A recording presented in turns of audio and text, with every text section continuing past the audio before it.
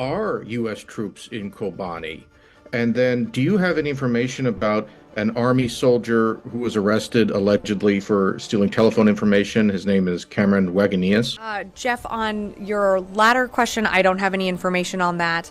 On your first question on Kobani, I'm not aware of U.S. forces. Again, I've seen those reports, and as Liz had asked me earlier about U.S. forces establishing some type of base or presence in Kobani. I'm not tracking that that is accurate or that we have plans to do so in any way.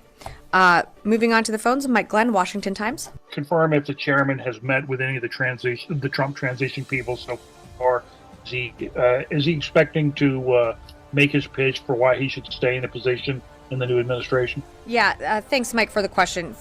For questions about the chairman, I think, as you know, I'm going to refer you to Joint Staff to speak to that.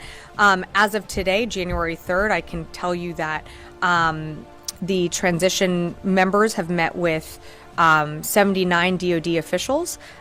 We are committed to a responsible and smooth transition, but when it comes to the Joint Staff, I'd refer you to them to speak to their engagements with the transition team. Thank you, Sabrina. Without speaking to the case in New Orleans and any motivations there, how does the Pentagon assess ISIS-Khore's ability to conduct external operations? Well, I mean, ISIS retains capabilities, as we've seen in Iraq and Syria, and that's why we have our forces in both of those countries to ensure that ISIS can never reconstitute or resurge or surge back to what it was, just a decade ago. I mean, the entire mission of our force presence there is to ensure the enduring defeat of ISIS, and that's why we've partnered with the Syrian Democratic Forces, over the past few years. And that's why we continue to conduct strikes against ISIS positions, whether it be as recently as in the Badia Desert or elsewhere, because, of course, ISIS remains a threat, but they certainly are not the same threat that they were a decade ago. Thank you very much, Sabrina. Happy New Year. Happy New Year. Thank you. I have two questions. Sure. And the President Biden signed the National Defense Authorization Act regarding the stationing of 28,500 U.S. troops in South Korea. Do you think there will be a change in the role of the U.S. troops in South Korea? Any change?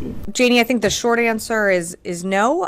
We have an ironclad commitment with ROK when it comes to our mill-to-mill cooperation. Those channels and those lines of communication, are still good, and the ROK is a valued partner of the United States when it comes to our presence in the Indo-Pacific.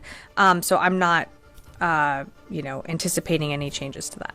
In South Korea, there is currently a war between anti-United States, pro-Chinese forces, and pro-U.S. anti-Chinese forces in South Korea. What impact do you think South Korea's security vacuum will have on the security of the Korean Peninsula and the Indo-Pacific? And will this affect any ROK-U.S. alliance? So just to get at the heart of your question, there's no change to the U.S.-ROK alliance when it comes to our mill-to-mill cooperation.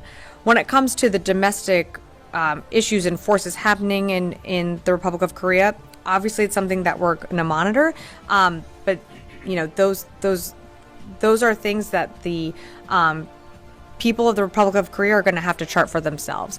I can only speak on behalf of the military cooperation between our two militaries, and that still remains strong. And it's going to continue on beyond this administration as well.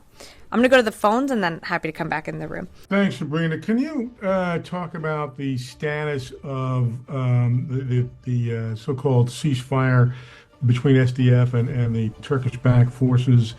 And what level of support is the U.S. providing SDF in the Kobani area or in that particular part of Syria?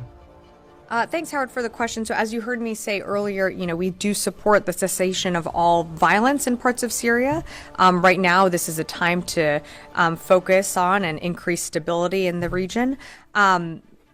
As we've said before from this podium, the U.S. supports Syria's territorial integrity, and our focus is on promoting an inclusive Syrian-led political process while remaining focused on our mission there, which is to ensure the enduring defeat of ISIS and any terrorism coming out of Syria. We know that ISIS uses moments like this to try and exploit instability, which is why we are continuing our mission there to ensure that ISIS can never reconstitute or surge back to what we saw just a decade ago.